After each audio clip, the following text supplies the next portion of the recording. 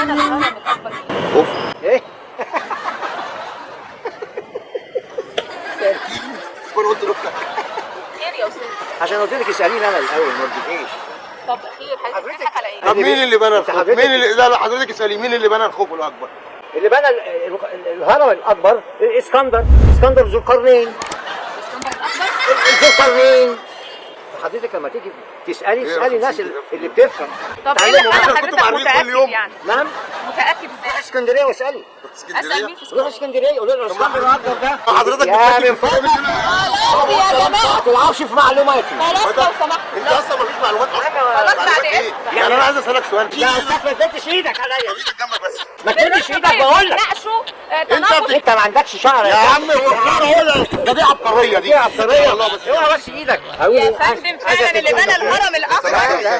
لا ما ايه ده بس ايه ده بس ايه ده؟ في حضرتك واحد مجنون هرب من مستشفى المجانين ساعدينا بس. واحد فعلا؟ ايوه بالي خالص. لا ازاي انا شفته وعارفه فين حضرتك؟ واقف قدامي كمان. ساعدنا طيب. مين ده يا عم انت؟ بتشاور على مين انت؟ بالراحه ما يا عم تتكلمش بتشاور عليا. على مين؟ مش هقول على كده هو اللي بيقول ايه اسكندر الاكبر هو يا عم انت اللي عمال تقول انت السكر ما تقولش عليا يا عم انت.